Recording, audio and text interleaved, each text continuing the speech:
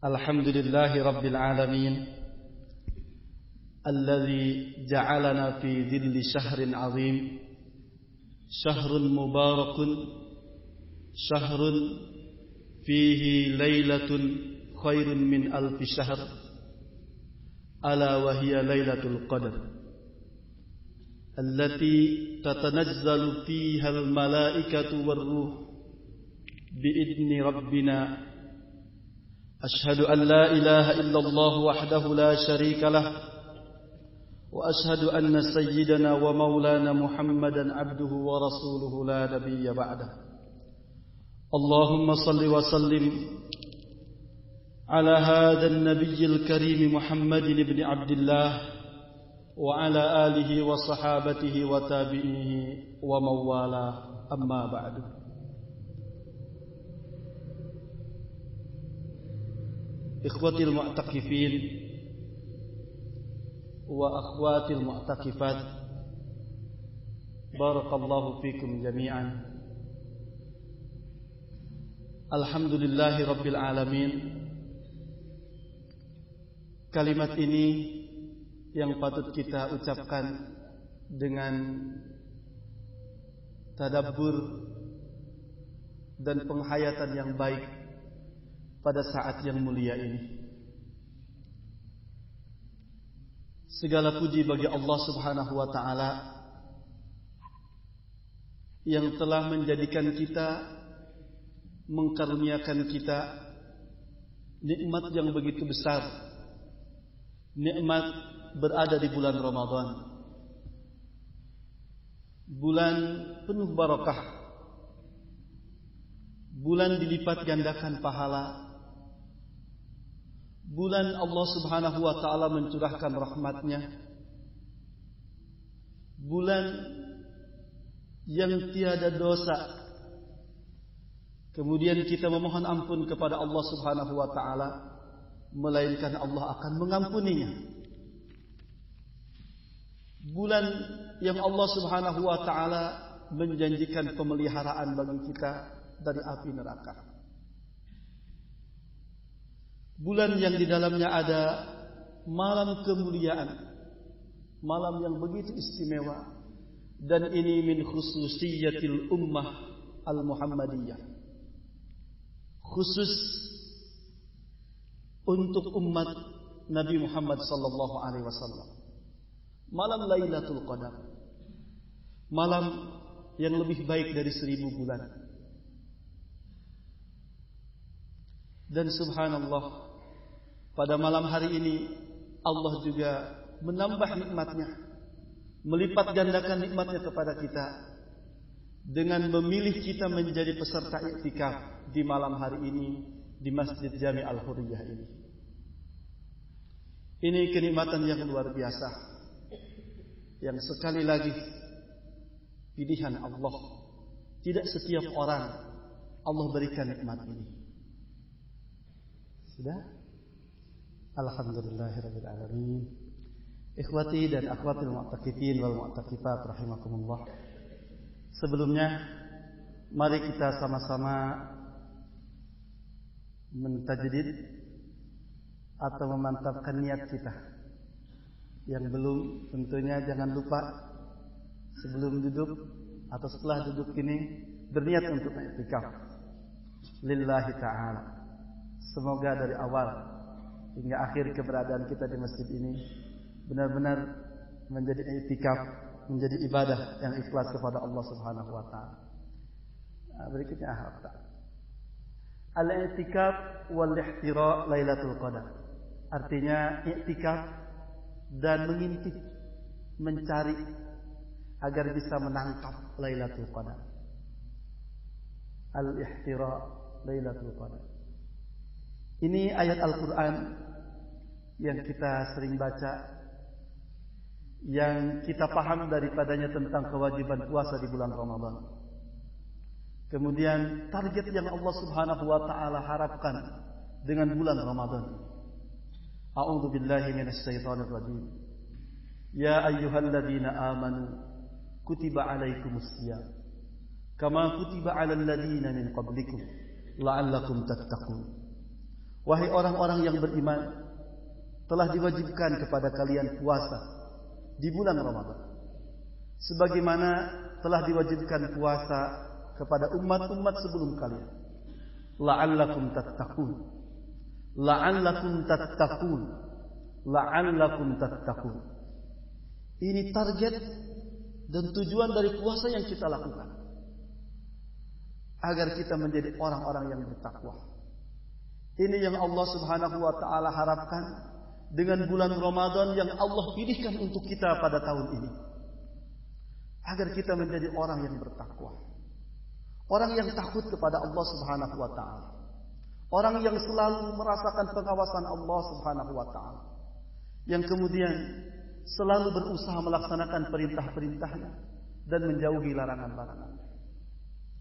Takwa kepada Allah yang ternyata sirru najahi kulli najih, rahasia kesuksesan, keberhasilan setiap orang yang sukses dalam setiap usaha dan rencananya. Ikhwati fillah, para mu'takifin dan mu'takifat rahimakumullah, dalam Al-Quran itu banyak ayat yang menganjurkan kita untuk bertakwa. Tapi luar biasa, ada 2 ayat dalam Al-Quran yang di dalamnya mencatat 2 kali kata takwa dalam 1 ayat. Yang pertama adalah fi ghurrati suratin Nisa, di awal surat An-Nisa. Allah menyerukan ketakwaan 2 kali dalam 1 ayat, dan berkaitan dengan tentang keluarga, istri dan anak-anak kita. Ayat yang kedua atau tempat kedua pada surat Al-Hasr, ayat ke-18, yang berkaitan dengan persiapan masa depan. Masa depan yang lebih baik, masa depan yang gemerlap, yang gemilang dan sukses. Para ulama, para mufassirin memberikan catatan, minimal takwa ini modal untuk mempersiapkan kesuksesan yang kita inginkan dalam setiap perjuangan. Takwa itu harus menjadi modal utama dan kental dalam setiap langkah-langkah perjuangan yang kita lakukan. Yang kedua, untuk persiapan sukses masa depan juga, kita harus mempersiapkan ketakwaan di lingkungan keluarga kita, istri dan anak-anak. Tentunya yang belum punya istri, agar punya istri dengan ketakwaan. Yang belum suami, yang belum punya suami dengan dasar ketakwaan juga. Sehingga keluarga itu dibina, dihadonahi, dielus, dibesarkan dengan nilai-nilai takwa.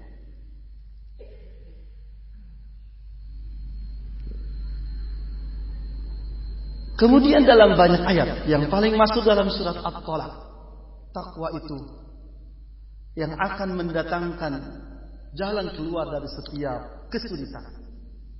Takwa juga yang akan membuat Allah meringankan beban dan ujian yang pasti dalam setiap perjuangan itu.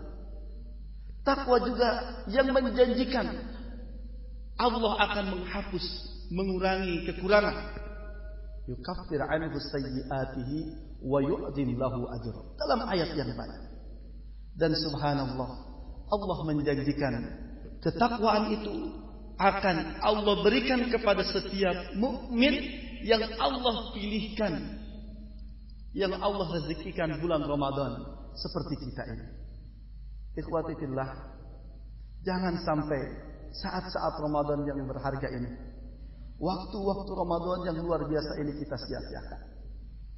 Kita benar-benar di bulan Ramadan ini harus berusaha mendapatkan rahmat Allah itu, maghfirah Allah, ampunan Allah Subhanahu wa taala. Bahkan Lailatul Qadar benar-benar harus kita dapatkan. Karena orang kader dakwah yang punya cita-cita untuk memperbaiki umat, membina masyarakatnya. Ramadan ini adalah bekal dan penyegaran, pemulihan kondisinya kembali. Sulit dibayangkan orang yang lalai di bulan Ramadan, orang yang tidak mendapatkan kebaikan bulan Ramadan, bisa melanjutkan langkah-langkah dakwah dan pembinaan umat dengan baik. Karena ruhiyah, motor utama dalam dakwah, sudah melemah. Na'udzubillah, kalau ternyata sudah mengalami kematian karena kurang perhatian di bulan Ramadan yang menjadi kesempatan kita untuk mengembalikan kembali kekuatan kita dalam menapaki usaha-usaha dakwah ini. Berikutnya, ta'riful i'tikaf, definisi i'tikaf.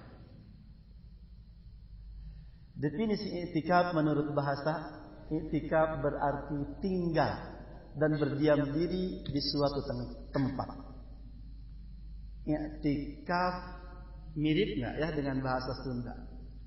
Sidakep gini. Tapi kalau tidak mirip jangan dimirip-miripin. Yang penting dalam bahasa, i'tikaf itu berarti tinggal dan berdiam diri di suatu tempat. Tidak mesti di masjid kalau menurut bahasa. Berdiam diri di masjid, di musola, di rumah, di warung, di mana lagi? Di kantor. Karena di antara kita ada yang biasa i'tikaf ngalom, malam i'tikaf beneran di masjid, siangnya i'tikafnya secara bahasa berarti di kantor atau di tempat lain. Secara bahasa, iya, itu i'tikaf, tinggal di sebuah tempat.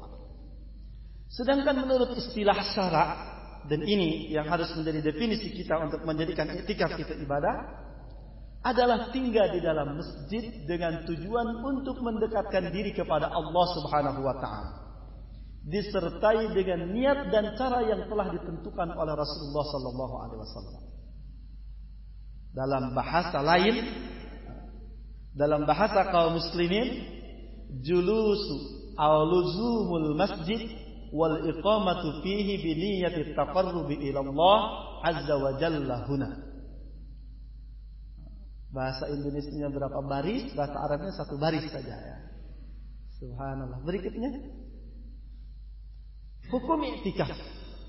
Para ulama telah berijtima', bersepakat bahwa i'tikaf khususnya 10 hari terakhir bulan Ramadan merupakan suatu ibadah yang disyariatkan dan disunnahkan oleh Rasulullah sallallahu alaihi wasallam. Banyak hadis yang mendasari sunnahnya hukum i'tikaf di 10 hari terakhir. Yang pertama, hadis sahih diriwayatkan oleh Imam Bukhari dan Muslim, adalah Rasulullah sallallahu alaihi wasallam beriktikaf pada 10 hari terakhir bulan Ramadan. Kana an-nabiy sallallahu alaihi wasallam ya'takifu fil ashril awakhir min Ramadan. Kemudian Rasulullah sallallahu alaihi wasallam biasa beriktikaf selama 10 hari pada setiap bulan Ramadan. Dan pada bulan Ramadan, di mana pada tahun tersebut Rasulullah sallallahu alaihi wasallam dipanggil Allah Subhanahu wa taala, bahkan beliau beriktikaf 20 hari. Jadi 20 hari terakhir. Isrunal awakhir, bukan asrul awakhir. 20 hari terakhir dari bulan Ramadan. Hal ini dilakukan oleh beliau hingga wafat. Jadi selama Ramadan di tahun kedua Hijriyah, puasa Ramadan itu diwajibkan. Dari situ juga beliau selalu melakukan i'tikaf hingga beliau wafat. Di sini kembali disebutkan di tahun beliau wafat beliau beriktikaf 20 hari. Imam Ahmad bin Hanbal mengatakan, sepengetahuan saya, tak seorang pun ulama mengatakan i'tikaf bukan sunnah. Imam Ahmad bin Hanbal ini imam keempat dari a'immatul arba'ah, dari 4 imam yang masyhur itu. Jadi kata beliau, tidak ada ulama yang tidak mengatakan sunnah i'tikaf. Jadi boleh juga kalau ada orang yang mengatakan i'tikaf itu tidak sunnah, berarti tidak termasuk ulama ya. Iya, kata beliau, tidak ada ulama yang tidak mengatakan sunnah i'tikaf. Dan ini yang harus kita upayakan untuk sampai kepada masyarakat tentang sunnahnya i'tikaf, terutama di asrul awakhir. Mu'takifin dan mu'takifat rahimakumullah, macam-macam i'tikaf. I'tikaf sunnah yaitu yang dilakukan secara sukarela, seperti kita di asrul awakhir ini, atau di hari-hari selain bulan Ramadan, selain asrul awakhir ini, diam di dalam masjid dengan niat taqarrub kepada Allah Subhanahu wa taala.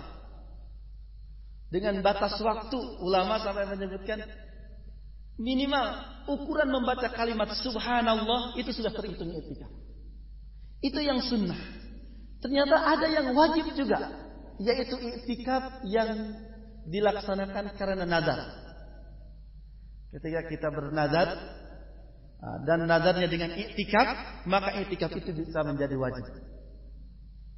Kalau mahasiswa mungkin nazarnya, kalau saya lulus, saya nazar i'tikaf 10 hari terakhir di bulan Ramadan.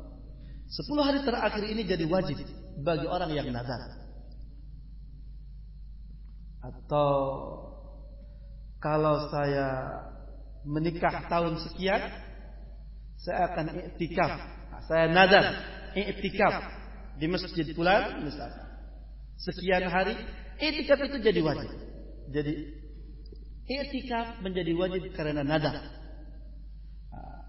Ketika i'tikaf itu dilaksanakan secara sukarela, taqarruban wa ibadatan lillahi ta'ala, hukumnya sunnah. Dan para ulama banyak yang menyebutkan sunnahnya itu sunnah muakkadah, sunnah yang mendekati wajib. Ketika mencermati hadis-hadis Rasulullah SAW tentang i'tikaf, ini hadis tentang kewajiban kita menunaikan nazar, bukan hanya i'tikaf. Man nazara an yuti Allah falyuti'hu. Barang siapa yang nazar, berjanji untuk taat kepada Allah Subhanahu wa taala, maka dia harus melaksanakannya. Adillatu masnu'iyyatih, dalil-dalil disyariatkannya i'tikaf dari ayat Al-Qur'anul Karim, kemudian dari hadis-hadis Rasulullah sallallahu alaihi wasallam selain yang tadi. Di sini dalam hadis Rasulullah sallallahu alaihi wasallam biasa beriktikaf pada 10 hari terakhir bulan Ramadan. Hal itu beliau lakukan hingga beliau wafat. Kemudian para istri-istri beliau juga melakukan sepeninggal beliau. Waktu i'tikaf. Untuk i'tikaf wajib tergantung pada beberapa lama waktu yang dinazarkan. 10 hari terakhir bisa jadi wajib ketika itu yang dinazarkan, atau 1 hari, atau bisa lebih kurang dari itu juga, tergantung ketika kita nazar, mengucapkan nazar itu. Sedangkan i'tikaf sunnah tidak ada batasan waktu tertentu. Kapan saja pada malam atau siang hari, waktunya bisa malam, bisa singkat, dan seterusnya. Ya'la bin Umayyah berkata, sesungguhnya aku berdiam 1 jam di masjid, tak lain hanya untuk i'tikaf. Syarat-syarat i'tikaf. Orang Islam berakal, baligh, di dalam masjid, suci dari janabah, dari hadas besar, haid dan nifas. Jadi tidak sah i'tikaf dilakukan oleh orang kafir, juga orang yang belum balik. Tapi untuk orang yang belum balik, menurut bukan berarti tidak boleh orang yang belum balik. Karena besok akan datang peserta i'tikaf dari Smart ya. Adik-adik SMP mungkin ada yang belum balik juga. Panitia jangan menolaknya. Boleh. Bahkan adik-adik juga ketika kondusif, adik-adik yang lebih kecil Lebih mudah dari itu juga, tapi untuk belajar dan pembiasaan. Berakal di dalam masjid, tidak di luar masjid, di halaman masjid iktikaf, tidak ya, atau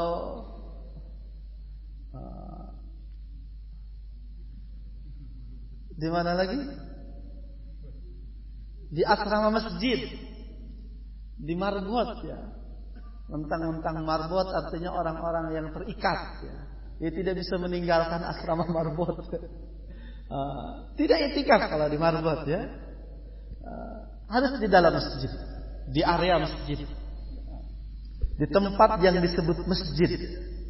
Nah, bisa di dalam sini atau di luar sampai batas masjid, tangga, tapi tidak sampai ke lapangan. Dan insya Allah Masjid Al-Hurriyah masih menampung 3-4 kali lipat dari jamaah yang ada malam hari ini, insya Allah. Suci dari janabah, haid dan nifas. Jadi jangan orang yang sedang junub kucuk-kucuk masuk ke masjid ya.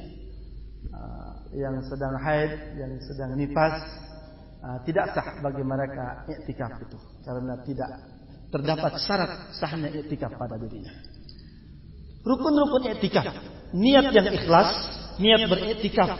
Tadi di awal kita masuk ke dalam masjid ini, pertama kita salat tahiyatul masjid. Setelah itu azamkan, niatkan dalam hati bahwa kita beriktikaf di masjid ini. Niat karena ibadah kepada Allah Subhanahu wa taala. Ingin mendekatkan diri kepada Allah Subhanahu wa taala. Kemudian berdiam di masjid. Tinggal di masjid. Tidak keluar-keluar. Di sini ada dua pendapat ulama tentang masjid tempat iktikaf. Sebagian ulama membolehkan iktikaf di setiap masjid yang dipakai salat berjamaah 5 waktu. Hal itu dalam rangka menghindari seringnya keluar masjid dan untuk menjaga pelaksanaan salat jamaah setiap waktu. Ulama yang lain mensyaratkan agar iktikaf itu dilaksanakan di masjid yang dipakai buat salat Jumat. Sehingga orang yang iktikaf tidak perlu meninggalkan tempat iktikafnya menuju masjid lain. Di sini tidak disebut mushola ya. Berarti di mushola tidak iktikaf ya.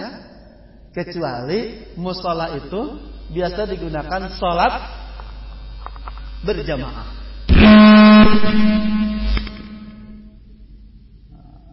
Subhanallah, ini kreativitas dari panitia untuk membuat kita lebih segar lagi kayaknya. Barakallahu fiik. Memang Marbat Al-Hurriyah ini luar biasa. Ikhwah mu'takifin wal mu'takifat. Jadi berbeda pendapat ulama. Ada yang mensyaratkan masjid itu digunakan untuk sholat Jumat. Syarat masjid yang bisa digunakan untuk iktikaf. Ada yang berpendapat cukup masjid yang digunakan sholat berjamaah 5 waktu. Tidak disebutkan mushola karena dalam bahasa Arab mushola itu ya masjid juga. Mungkin perbedaannya kalau di kita mushola tidak dipakai Jumat, masjid dipakai Jumat. Jadi mushola ketika di situ ada sholat 5 waktu berjamaah, maka boleh kita beriktikaf di dalam mushola tersebut. Karena tujuannya supaya kita terpelihara dari sholat berjamaah, agar tidak setiap mau sholat berjamaah pergi mencari masjid. Itu mah sudah banyak batanya, keluar masjidnya. Begitu juga alasan ulama yang mensyaratkan masjidnya itu harus masjid yang dipakai sholat Jumat, agar ketika waktu Jumat dia tidak keluar dari masjid itu, tidak harus membatalkan iktikafnya, kemudian mentajdid memperbaharui niatnya itu. Dan ada juga ulama yang sampai menyebutkan iktikaf itu hanya di 3 masjid. Sebagaimana hadis Rasulullah sallallahu alaihi wasallam menganjurkan ziarah ketiga masjid, Masjidil Haram, Masjid Nabawi dan Al-Masjidil Aqsa. Tapi kemudian para ulama lebih bersepakat itu al-afdaliyah. Syukur kalau kita bisa iktikaf di sana ya. Kalau tidak, maka Masjid Al-Hurriyah dan masjid-masjid jami di tanah air juga bisa digunakan untuk i'tikaf. Dan insya Allah tidak mengurangi pahala. Kalau masjid yang 3 itu memang keutamaan yang luar biasa dari 3 masjid itu. Hal-hal yang disunahkan waktu i'tikaf, tentunya memperbanyak ibadah dan taqarrub kepada Allah Subhanahu wa taala. Salat, membaca Al-Qur'an, tasbih, tahmid dan seterusnya, termasuk juga di dalamnya pengajian. Kajian, ceramah, ta'lim, diskusi ilmiah. Namun demikian yang menjadi prioritas utama adalah ibadah-ibadah mahdhah. Ibadah-ibadah khusus. Bahkan sebagian ulama, ikhwan, akhwat rahimakumullah, pada saat i'tikaf itu ada ulama yang sampai memakruhkan mengajar, melakukan kegiatan belajar mengajar, sampai mengajarkan Al-Quran. Di sini banyak ulama memberikan komentar bahwa dalam i'tikaf itu diharapkan digunakan untuk kesempatan kita bermunajat, berkhulwah dengan Allah Subhanahu wa taala. Bahkan kegiatan-kegiatan itu lebih bersifat mandiri, itu pada masjid-masjid yang sudah kondusif dan masyarakat yang sudah paham. Kalau kita mungkin akan memilih nomor 1 dan 2 karena masih banyak masyarakat yang harus bisa dan memahami lebih banyak tentang i'tikaf dan tuntunan-tuntunan keislaman ini, sehingga kajian tetap diadakan, proses belajar mengajar Al-Quran masih tetap diadakan dan yang lainnya. Hal-hal yang diperbolehkan bagi mu'takif, orang yang beriktikaf. Ini maksudnya boleh, artinya tidak membatalkan iktikaf. Yang pertama, keluar dari tempat iktikaf untuk mengantar istri. Subhanallah. Tentunya mu'takif yang sudah punya istri ya, dan istrinya beriktikaf di masjid atau ada keperluan yang harus membuat suami itu mengantarkannya. Ini pernah dilakukan oleh Rasulullah sallallahu alaihi wasallam ketika beliau mengantarkan istrinya Shafiyah radhiyallahu anha. Kemudian menyisir atau mencukur rambut, memotong kuku, membersihkan tubuh dari kotoran dan bau badan. Jadi jangan sampai ketika i'tikaf tidak mandi-mandi. Jamaah yang lain kasihan ya, jadi tidak khusyuk i'tikafnya. Atau kuku dibiarkan panjang, rambut. Kenyamanan kita dalam beribadah kepada Allah Subhanahu wa taala dengan kebersihan tubuh kita, badan kita juga harus dipelihara, dan itu boleh kita lakukan. Kemudian keluar dari tempat keperluan yang harus dipenuhi. Kita harus ke kamar mandi, tidak mungkin 10 hari terus-terusan kita tidak ke kamar mandi ya. Tidak mandi dan tidak melakukan yang lainnya. Itu boleh dan tidak membatalkan i'tikaf. Kemudian makan, minum dan tidur di masjid dengan senantiasa menjaga kesucian dan kebersihan masjid. Ini boleh ya, bukan harus memperbanyak makan, minum, tidur. Boleh kita melakukannya. Dan tidur juga insya Allah ibadah. Hanya berpikirnya jangan kalau tidur ibadah ya sudah tidur saja. Tidur saja ibadah, apalagi aktivitas yang lebih produktif dari tidur itu. Berikutnya hal-hal yang membatalkan i'tikaf. Ini yang harus kita waspadai ketika kita mau memelihara i'tikaf kita. Meninggalkan masjid dengan sengaja tanpa keperluan meskipun sebentar. Karena meninggalkan salah satu rukun i'tikaf, yaitu berdiam di masjid. Tanpa keperluan, tanpa hajah syar'iyyah, keluar masjid sebentar, ke jalanan sana misalkan. Iseng. Ke jalanan sana, atau iseng cari makanan, kebabakan, atau ke warung yang dekat juga bisa membatalkan i'tikaf. Kalau bukan karena hajat syar'iyyah. Murtad, keluar dari Islam, membatalkan i'tikaf. Hilangnya akal. Hilangnya akal karena masru' misalkan, kemasukan jin. kesurupan atau hilang akal karena sakalor. Tahu sakalor ya? Sakalor ini bahasa Bogor juga tidak ya? Sakalor, were. Karena kebanyakan makan atau makan makanan yang memabukkan, minuman yang memabukkan, membatalkan iktikaf juga. Haid dan nifas untuk hilang akal, akhwat rahimakumullah, tidur tidak termasuk yang membatalkan ya. Walaupun ketika tidur, iya ya, akal kita tidak bisa berpikir kan ketika tidur.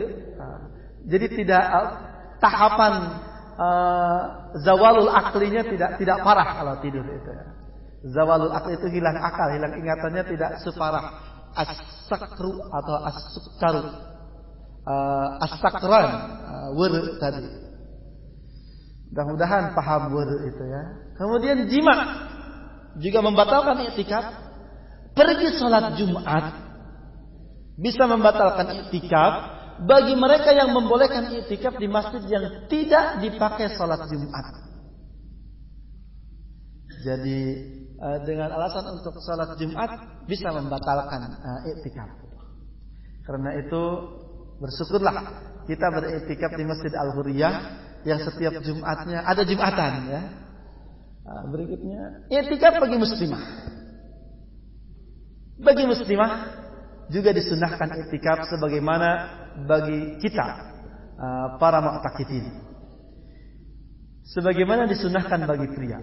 Selain syarat-syarat yang disebutkan tadi, i'tikaf bagi para muslimah harus memenuhi syarat yang lain. Yang pertama, mendapatkan izin dari suami, diridhoi oleh suami, atau orang tua yang belum punya suami. Jadi untuk para muslimah tidak sah i'tikafnya ketika tidak mendapatkan ridho suami, atau yang belum menikah tidak mendapatkan ridho orang tua. Ini diputuskan karena taat kepada suami, taat kepada orang tua hukumnya wajib, sedangkan i'tikaf adalah sunnah. Maka sunnah itu dikalahkan dengan hukum yang wajib.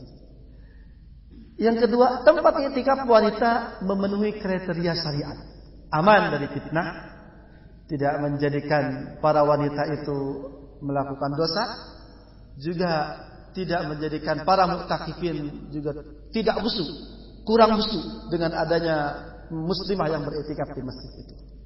Bahkan para ulama juga menyebutkan iktikaf para wanita selain di masjid juga bisa dilakukan di musalla baiti, di musalla rumahnya. Yang dimaksud musalla rumahnya adalah tempat yang khusus dijadikan atau di tempat yang khusus melakukan salat. Bisa bertuliskan musalla atau tidak dituliskan musalla juga tidak apa-apa, dan luar biasa untuk muslimah itu dengan i'tikaf di rumah, di musalla rumahnya, dia tetap mendapatkan pahala i'tikaf, juga bisa melakukannya sambil masak, sambil mengurus anak juga. Ini kekhususan untuk para muslimah, bukan pengucilan untuk muslimah.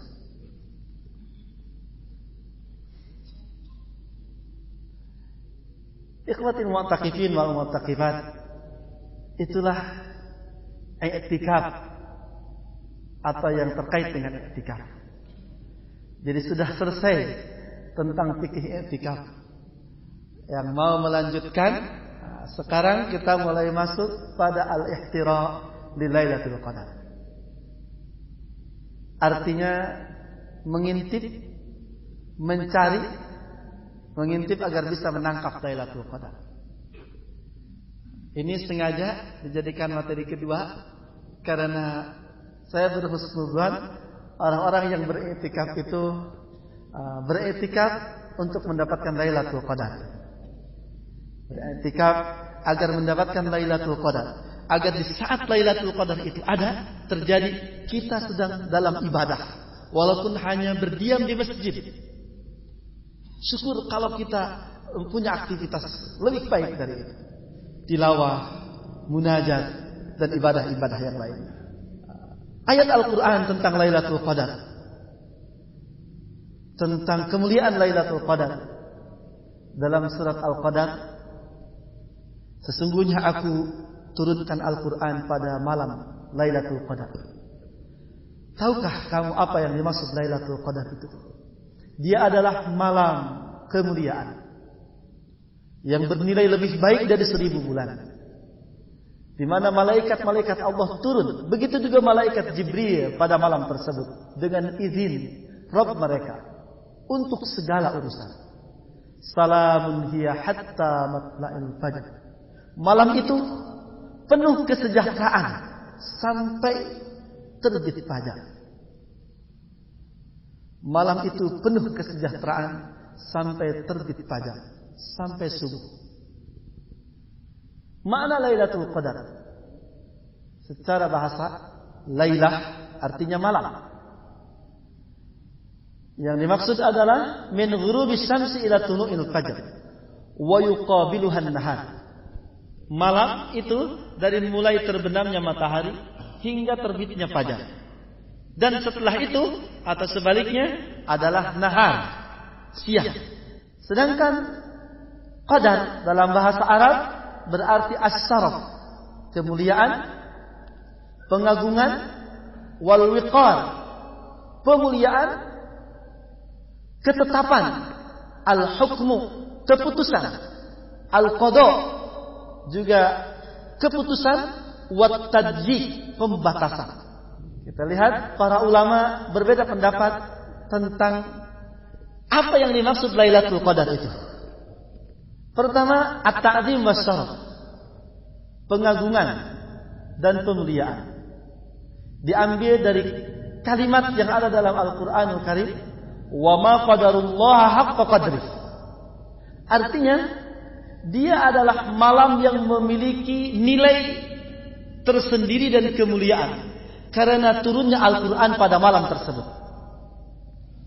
Dan karena apa yang terjadi di malam tersebut, min tanazzulil malaikah, banyak hal diantaranya turunnya malaikat-malaikat Allah Subhanahu wa ta'ala. Aw lima yanzilu fiha minal barakati wal rahmati wal maghfirah, atau malam atau terjadinya hal yang luar biasa, yaitu turunnya keberkahan, rahmat Allah dan ampunan Allah pada malam tersebut.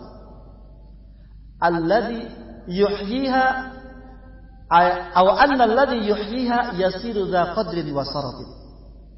Atau malam Lailatul Qadar itu berarti malam kemuliaan, karena barang siapa yang menghidupkan malam tersebut, maka dia akan menjadi orang yang memiliki kemuliaan, akan memiliki kedudukan khusus di sisi Allah Subhanahu wa ta'ala. Ini sebab penamaan pertama. Kenapa disebut Lailatul Qadar, yang artinya malam kemuliaan. Yang kedua, makna qadar itu at-tajik, pembatasan. Diambil dari firman Allah Subhanahu wa ta'ala, wa man qudira alaihi rizquh, dan barang siapa yang dibatasi baginya rizkinya. Makna tajik yang dimaksud malam Lailatul Qadar berarti malam pembatasan, karena malam tersebut ikhfa'uha 'anil ilmi bi ta'yiniha. Dia disembunyikan. Malam keberapa atau malam yang mana? Tidak ada orang yang tahu pasti malam keberapa Lailatul Qadar itu. Karena itu, malam Lailatul Qadar itu diartikan malam pembatasan. Dibatasi orang-orang yang tahu tentang Lailatul Qadar itu, kecuali orang yang mendapatinya. Auli annal ardo, atau disebut Lailatul Qadar artinya malam pembatasan karena bumi ini tadayyaqa fiha 'anil malaikah, menjadi sempit saking banyaknya malaikat yang turun ke bumi Allah Subhanahu wa ta'ala. Jadi antrik dan berjejal malaikat di bumi Allah Subhanahu wa ta'ala untuk mendengar, mengamini dan mendoakan orang yang berdoa kepada Allah dan beribadah kepada Allah Subhanahu wa ta'ala. Wah, akhwat rahimakumullah, saya pikir makna Lailatul Qadar walaupun lumayan musingin tidak ya?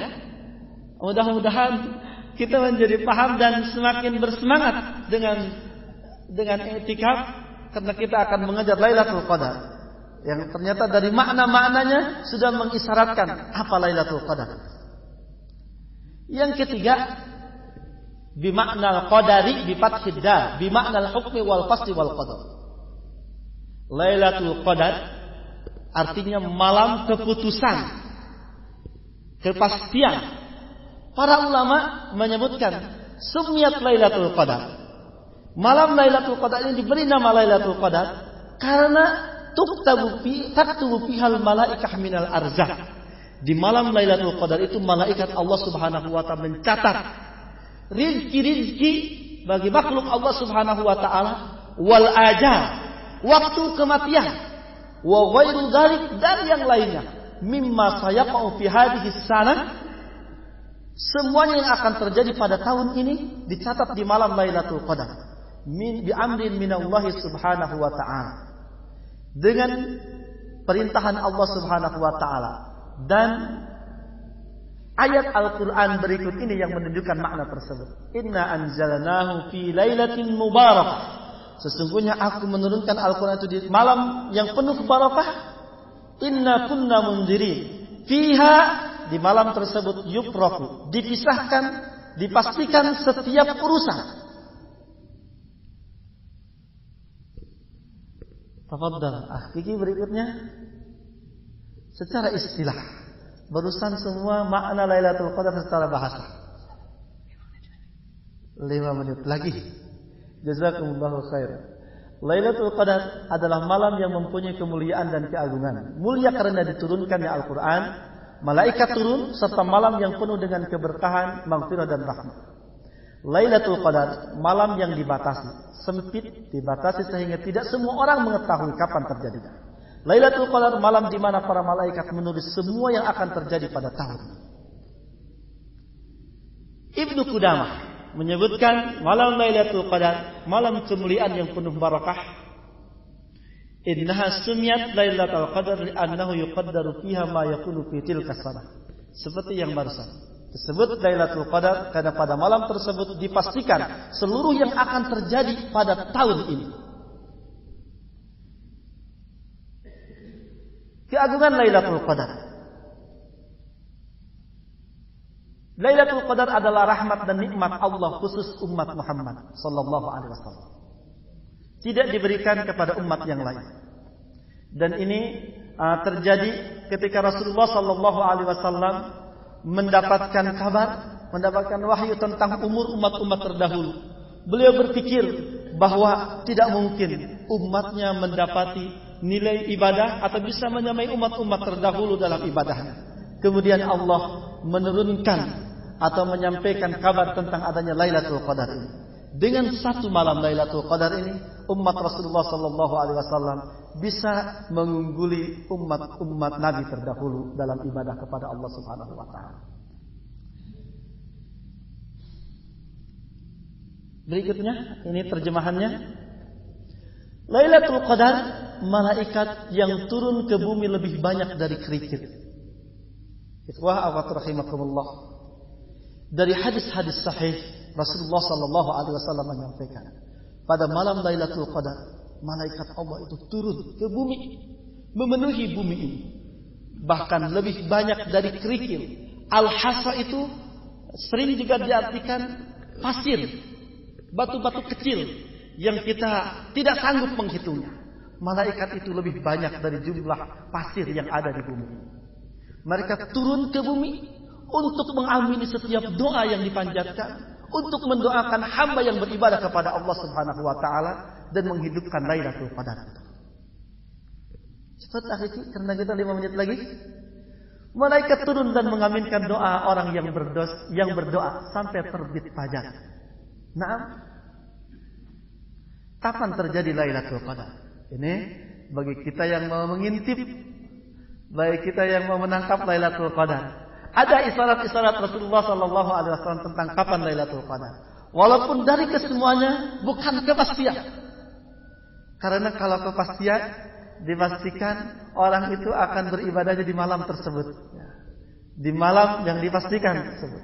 Tapi tidak, dari semua hadis yang ditelaah tidak ada yang memastikan. Hanya paling mengarah, mengkerucut memang hadis-hadis itu ke malam 27. Tapi kadang juga terjadi di malam 29, kadang di malam-malam yang lain, di asrul awakhir, di malam-malam ganjil, di asrul awakhir, di 10 hari terakhir dari bulan Ramadan. Berikutnya sih, mencari Lailatul Qadar itu pada 10 terakhir tersebut, terutama pada malam-malam ganjil. Mencari Lailatul Qadar, begitu cepatnya sekarang. Paling sering terjadi pada malam 27. Iya, banyak hadis yang mengisyaratkan bahwa malam Lailatul Qadar itu sering terjadi pada malam 27. Nah, berikutnya. Ya, kadang terjadi pada tanggal 29 atau 27. Ayo, teruskan. Tapi kadang terjadi juga tanggal 23 Ramadan. Ayo. Tapi kadang terjadi di malam 21 juga. Pada malam ini, ikhwah awat rahimakumullah. Usahakan untuk mendapatkannya di malam ini. Hikmah dirahasiakan terjadinya Lailatul Qadar. Coba apa rahasia disembunyikannya kapan? Pastinya Lailatul Qadar itu. Sebagian ahli ilmu yang menelaah tentang kapan terjadinya Lailatul Qadar, abhamallahu ta'ala hadhihi laila 'alal ummah liyajtahidu fi talabiha, agar umat ini sungguh-sungguh untuk mendapatinya. Wa yajidu fil ibadati tam'an fi idrakiha kama akhfa sa'atal ijabah fi yaumil jumu'ah, agar mereka juga menemukan Lailatul Qadar dalam keadaan tamatnya beribadah kepada Allah karena ingin mendapatkan Lailatul Qadar. Sebagaimana Allah menyembunyikan saat dikabulkannya doa di hari Jumat, agar mereka memperbanyak doa di hari Jumat itu seluruhnya dari pagi sampai sore. Wa akhfa ismahul a'zam fil asma, sebagaimana juga Allah menyembunyikan nama-namanya yang agung. Waridahu fit ta'at, dan keriduannya dalam ketaatan-ketaatan yang dilakukan oleh hamba. Liyajtahidu fi jami'i, agar mereka sungguh-sungguh pada semuanya. Wa akhfal ajala wa qiyamas sa'ah liyajiddan nas fil amali hadaran minha. Begitu juga ketika Allah menyembunyikan kapan seseorang itu meninggal, kapan terjadinya hari kiamat, agar mereka bersungguh-sungguh dalam beramal dan beribadah kepada Allah kapanpun waktunya. Tidak dimepetkan ketika dekat dengan waktu yang sudah diketahui itu. Kemudian Lailatul Qadar itu juga bisa didapati dalam keadaan jaga maupun juga dalam mimpi yang benar. Wah, akhwat rahimakumullah. Ternyata Lailatul Qadar itu bisa didapati oleh orang yang sedang terjaga, bangun dan sedang beribadah. Juga bisa didapati dalam keadaan tidur. Kemudian dia melihat Lailatul Qadar. Subhanallah. Semoga tidur kita mimpinya ketemu Lailatul Qadar ya. Ternyata bisa didapati dengan mimpi juga. Tentunya yang seperti ini yang Anda bayangkan, yang ketika dia tertidur saking lemah, saking capeknya dengan doa dan tilawah karena berharap Lailatul Qadar. Saking cinta dan besarnya harapan dia dengan Lailatul Qadar, begitu tidur dia mimpi ketemu Lailatul Qadar. Sebagaimana orang yang punya cita-cita dan berpikir sesuatu yang selalu dicintai, dipikirkannya, dia bisa mimpi, bisa melihat dalam tidurnya. Mudah-mudahan kita orang-orang yang layak memimpikan atau bermimpi Lailatul Qadar. Kalau tidak layak mendapatinya dalam keadaan terjaga ya. Fenomena Lailatul Qadar. Ini Lailatul Qadar itu tidak panas, tidak dingin, sedang cuacanya. Tidak ada awan, tidak ada angin, tidak ada hujan. Ini tidak ada semua ya. Subhanallah. Sekali lagi supaya kita siap siaga di setiap saat untuk menangkap Lailatul Qadar. Jadi ini hadisnya. Dilanjutkan saja, akhi. Hayya, jangan dilepas itu maksudnya. Lailatul Qadar masih yang tadi dilanjutkan. Dimundurkan dulu. Oh, dia mengingatkan waktu salat subuh ya.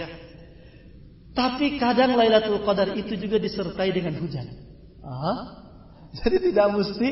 Jadi hadis Rasulullah SAW tentang fenomena Lailatul Qadar itu luar biasa. Benar-benar supaya kita mencarinya di setiap saat ya. Bisa juga Lailatul Qadar itu dalam keadaan hujan terjadi. Ini hadis Rasulullah SAW. Aku melihat Lailatul Qadar. Ini Abu Sa'id Al-Khudri yang mengatakan. Tapi aku dibuat lupa kapan waktunya. Subhanallah. Aku melihat Lailatul Qadar, tapi aku dibuat lupa oleh Allah tentang kapan waktunya. Maka barang siapa yang ingin mencarinya, maka carilah pada 10 hari terakhir, pada malam-malam witirnya. Maksudnya malam-malam ganjil di 10 hari terakhir itu. Dan aku melihat diriku pada malam tersebut sujud di atas tanah yang basah. Maka kami kembali dan kami tidak melihat ada awan di langit. Maka tiba-tiba ada awan dan turun hujan sampai airnya menembus sela-sela atap masjid yang terbuat dari pelepah kurma. Maka aku melihat Nabi SAW sujud di atas tanah yang basah sampai kulihat bekas tanah yang basah itu di dahi beliau Sallallahu Alaihi Wasallam. Bisa juga di malam hujan mengguyur, Lailatul Qadar itu ada. Jangan sampai ya hujan, tidak datang Lailatul Qadar. Kemudian ketika Rasulullah SAW sujud sampai kena tanah basah di dahinya, bukan berarti ketika hujan di malam-malam Asrul Awakhir kita harus sujud di tanah ya. Ini hadis ini sekedar menggambarkan bahwa malam Lailatul Qadar juga bisa ada ketika hujan itu turun. Padahal tadi disebutkan.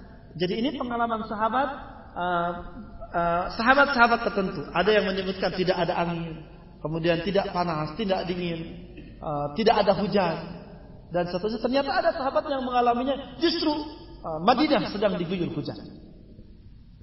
Pagi hari setelah Lailatul Qadar, cahaya mataharinya putih, tapi tidak silau. Maksudnya pagi harinya itu terang, tapi tidak menyengat. Banyak ulama yang memberi catatan karena di pagi hari itu para malaikat Allah Subhanahu wa taala kembali ke langit. Sehingga cahaya matahari itu tidak menyengat dan tidak menyilaukan. Berburu Lailatul Qadar. Menghidupkan malam Lailatul Qadar adalah bukti keimanan seseorang. Lanjutkan, akhi. Menghidupkan Lailatul Qadar, yang dimaksud dengan menghidupkan Lailatul Qadar dengan melakukan ibadah salat, banyak doa, zikir dan seterusnya. Seterusnya, akhi. Lailatul Qadar hanya bermanfaat bagi orang yang beriman dan mengharap ridha Allah Subhanahu wa taala. Doa ketika mendapatkan Lailatul Qadar dari Siti Aisyah radhiyallahu anha. Doa tersebut adalah Allahumma innaka afuwun karim, tuhibbul afwa fa'fu anna ya karim. Doa ketika mendapatkan Lailatul Qadar atau ketika kita mau mendapatkan Lailatul Qadar. Ikhwah akhwat rahimakumullah, ana melihat dari doa dan adab-adab ibadah-ibadah yang dianjurkan untuk mendapatkan Lailatul Qadar itu lebih banyak kata dan kalimat-kalimat permohonan ampun kepada Allah Subhanahu wa taala. Intinya perbanyak taubat di bulan Ramadan, perbanyak istighfar di bulan Ramadan, selain ibadah-ibadah yang lainnya. Allahumma rzuqna Lailatul Qadar. Ya Allah, karuniakanlah kepada kami Lailatul Qadar itu. Malam kemuliaan, malam kepastian itu. Malam yang lebih baik dari 1000 bulan itu. Allahumma innaka afuwun karim, tuhibbul afwa fa'fu anna ya karim. Wallahu a'lam bis-shawab. Aqulu qali hadza wa astaghfirullah li wa lakum. Wassalamu alaikum warahmatullahi wabarakatuh. Waalaikumsalam warahmatullahi wabarakatuh. Baik, hadirin sekalian, alhamdulillah tadi sudah dijelaskan. Biar enggak ngantuk, coba silakan yang di sampingnya yang ngelihat temannya lagi ngantuk ditepuk pundaknya. Ini. Nah, seperti itu. Dibangunin, sahur. 3 jam lagi sahur, insyaallah. Bagi yang belum mesan, silakan mesan. Di lantai dasar masih ada. Enggak boleh keluar masjid, nanti batal saja. Nah, makanya segera, karena itikaf kita insyaallah sudah mulai, meskipun belum pembukaan resmi, insyaallah sudah dimulai itikaf kita. Baik, jamaah sekalian, dari yang tadi disampaikan oleh Ustaz Asep Nur Halim, mungkin ada beberapa hal yang ingin ditanyakan. Terlebih lagi mungkin terkait dengan hal-hal teknis dan yang perlu dikonsultasikan. Nah, persilahkan untuk yang ikhwannya satu dulu, nanti biar langsung disampaikan jawabannya oleh Ustaz Asep Nur Halim. Kemudian untuk yang akhwatnya bisa lewat SMS ke 0818 0856 1230. Baik, Anda persilakan yang ikhwan yang sebelah sana dulu. Fadhal masykur. Awahyu ya. Situ aja. Oke, mungkin ini semacam nanya pengalaman gitu mungkin Ustaz. Mungkin Ustaz sudah pernah berpengalaman. Silakan. Oh iya, tadi ralat untuk yang akhwatnya tidak perlu SMS, sudah ada wireless di atas, nanti sudah disesuaikan. Tanda mendapatkan Lailatul Qadar. Kalau yang tidur jelas dengan mimpi mendapati Lailatul Qadar. Kemudian bagaimana yang tidak mendapatnya ketika tidur? Ikhwah akhwat rahimakumullah, jika kita mencermati hadis-hadis Rasulullah SAW dan tuntunan para ulama tentang orang yang mendapatkan Lailatul Qadar, itu lebih nampak dengan perubahan yang lebih baik pada keseharian dia. Tidak hanya dengan mimpi. Bisa saja orang yang mimpi tapi malah lebih parah melakukan maksiat, dipastikan dia tidak mendapatkan Lailatul Qadar. Mimpi juga harus mimpi yang benar. Nah, tadi kan ada mimpi yang benar, ada mimpi yang mungkin tidak benar. Jadi lebih ke bagaimana orang tersebut ketika Allah Subhanahu wa ta'ala memberikan Lailatul Qadar kepadanya, malam yang lebih baik dari 1000 bulan. Jadi ibadah yang dia lakukan pada malam hari itu bernilai untuk dia itu lebih baik dari 1000 bulan. Dipastikan orang yang mendapatkan kemuliaan seperti ini akan lebih baik ucapan, perbuatannya, kesehariannya. Jadi tanda yang paling bisa kita rasakan, bisa kita temukan pada diri kita, atau kita mendengarnya pada diri orang lain, bagaimana setelah Asrul Awakhir atau setelah malam Lailatul Qadar itu seseorang itu lebih baik, lebih meningkat ibadahnya, lebih dekat kepada Allah Subhanahu wa ta'ala. Bahkan subhanallah, kalau kita lihat hadis-hadis tadi, peningkatan tersebut bukan saja pada ibadah-ibadah dia, bisa kepada rezekinya juga. Ya, rezekinya juga lebih baik. Tentunya yang dimaksud rezeki itu bukan mobilnya bertambah saja ya, bukan rumahnya menumpuk semakin tinggi saja ya, tapi lebih rezeki yang Allah Subhanahu wa ta'ala maksudkan, rizqun karim, lingkungannya lebih baik, hatinya lebih tenang, lebih tentram, lebih kaya sebagaimana dalam tuntunan Rasulullah sallallahu alaihi wasallam. Jadi bisa saja seseorang tidak mimpi atau benar-benar tidak melihat ada tidak awan, fenomena yang tadi disebutkan itu tidak ada dia temukan. Tapi ketika dia mendapatkan fadilah Lailatul Qadar itu setelah Ramadan, setelah malam-malam Asrul Awakhir, setelah bulan yang mulai ini berlalu, dia berubah lebih baik dalam segala aspek dalam pandangan dan tuntunan Allah Subhanahu wa ta'ala. Wallahu alam. Itu yang pertama. Yang kedua, masih ada?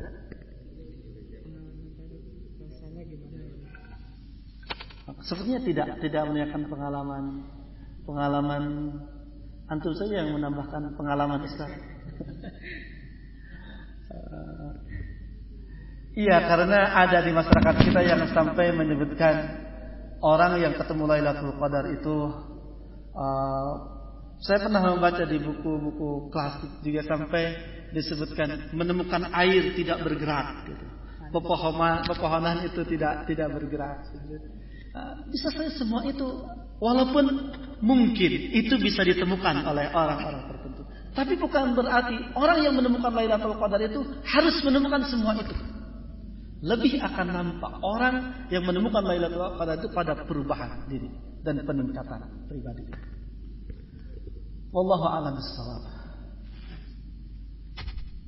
Baik, itu ya insyaallah ciri-ciri orang yang dapat Lailatul Qadar. Jadi tidak semata-mata bisa dilihat dari ciri-ciri fisik ya, lebih dari perubahannya. Baik, untuk yang akhwatnya ada yang mau ditanyakan? Enggak ada? Baik. Yang ikhwannya silakan. Siapa yang mau bertanya? Oh iya, yang depan ini silakan. Satu pertanyaan Mas, singkat, padat dan agak cepat dijawab. Langsung lanjut. Waalaikumsalam.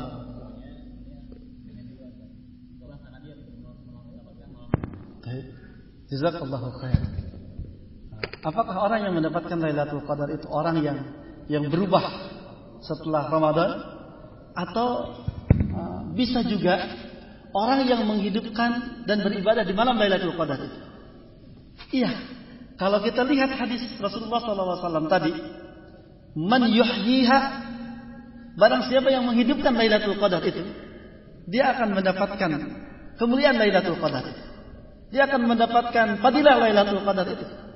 Namun mungkin yang jadi masalah, ikhwati fillah, Allah Subhanahu wa taala yang tahu sebaik apa ibadah kita dan seikhlas apa. Karena kalau kita lihat banyak dari hadis Rasulullah SAW, orang yang mendapatkan Lailatul Qadar itu selain pahalanya benar-benar berlipat ganda, besarnya pahala itu benar-benar akan berpengaruh pada kehidupannya juga. Tapi iya, Lailatul Qadar tidak bisa menjadi akuan, tidak bisa menjadi aku-akuan orang. Jadi mungkin bukan orang yang mengaku saya dapat Lailatul Qadar saja yang mendapatkan Lailatul Qadar itu. Jadi orang yang benar-benar beribadah dengan ibadah yang baik sesuai dengan yang disyariatkan, kemudian ikhlas lillahi ta'ala, dia akan mendapatkan Lailatul Qadar. Itu yang dijanjikan oleh Rasulullah SAW. Namun mungkin itu kualitas ibadah kita.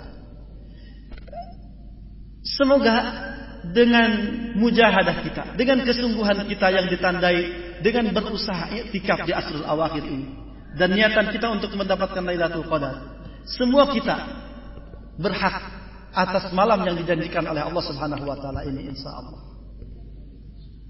Wallahu a'lam bishawab.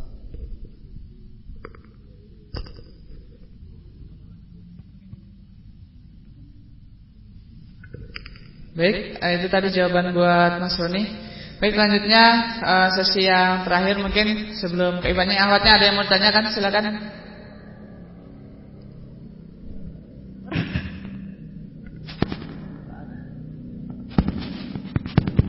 Bismillahirrahmanirrahim. Assalamualaikum warahmatullahi wabarakatuh.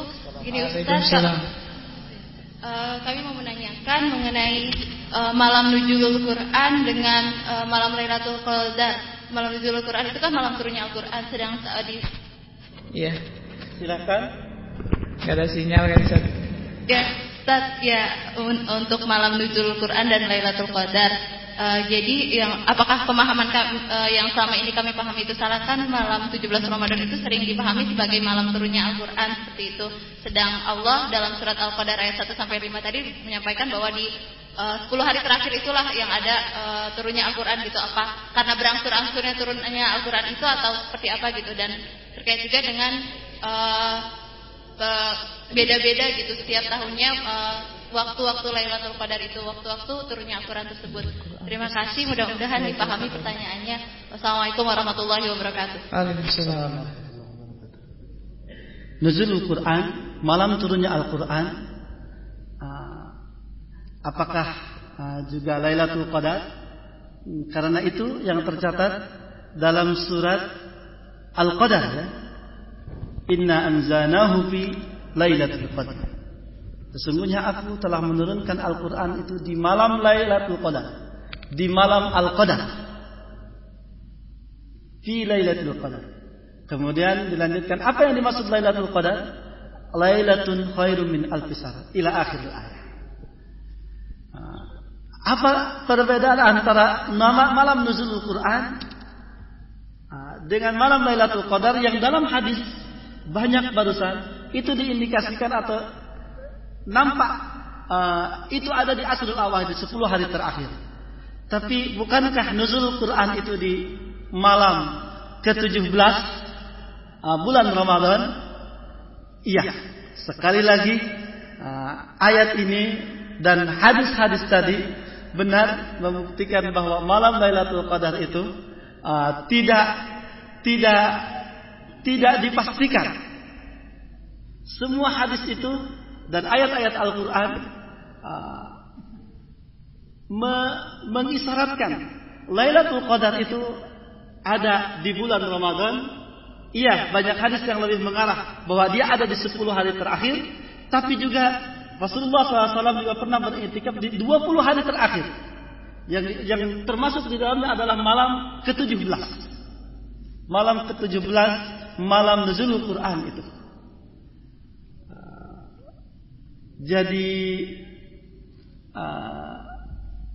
maksud saya kalau menelaah hadis-hadis ini Lailatul Qadar banyak disyaratkan di asrul awal di 10 hari terakhir, tapi bukan menutup kemungkinan bahwa dia ada juga di malam ke-17 itu, di mana para ulama menyepakati pertama kali turunnya Al-Quran surat Al-Alaq ayat 1 sampai 5 itu terjadi pada malam ke-17 dari bulan Ramadan, di mana bulan Ramadan sebelum turunnya Al-Quran atau nama bulan-bulan Hijriyah itu Ramadan dan yang lainnya memang sudah ada sebelum Islam. Jadi wallahu alam, bagi kita yang sekarang beriktikaf, tentunya hadis-hadis yang mengarahkan Lailatul Qadar itu ada di 10 malam terakhir harus lebih menguatkan. Kalau malam Lailatul Qadar itu ada di malam 17, berarti kita sudah ketinggalan ya. Jadi tapi lebih kepada pertama kali turunnya Al-Quran saja, Lailatul Qadar yang pertama dalam surat Al-Qadar itu. Dan para ulama menemukan bahwa Lailatul Qadar atau malam pertama turun Al-Quran itu iya di malam ke-17 dari bulan Ramadan. Jadi itu lebih mengarahkan kepada pertama kali turun Al-Quran kepada Rasulullah SAW di Gua Hira itu. Untuk malam Lailatul Qadar yang Allah janjikan yang nilainya lebih baik dari 1000 bulan, walaupun tidak pasti, dalam banyak hadis sahih lebih mengarah adanya di 10 hari terakhir dari bulan Ramadan ini. Dan ada di malam-malam ganjil dari asrul awakhir. Tapi sekali lagi, ini tidak pasti. Dia mungkin ada di malam 17 juga, di malam ke-19 juga. Bahkan tidak ada yang menafikan bahwa Lailatul Qadar itu ada di 10 hari pertama dari bulan Ramadan. Jadi tidak ada hadis yang menafikan, menolak bahwa tidak mungkin Lailatul Qadar itu ada di 10 hari pertama di bulan Ramadan atau di 10 hari kedua dari bulan Ramadan. Ana melihatnya hadis-hadis yang baru saja kita baca banyak ini lebih memberikan arahan dan memberikan isyarat betapa banyak terjadi Lailatul Qadar itu di asrul awakhir dan di malam-malam ganjil itu. Wallahu a'lam bishawab. Semoga Allah memberkahi pertemuan di malam hari ini.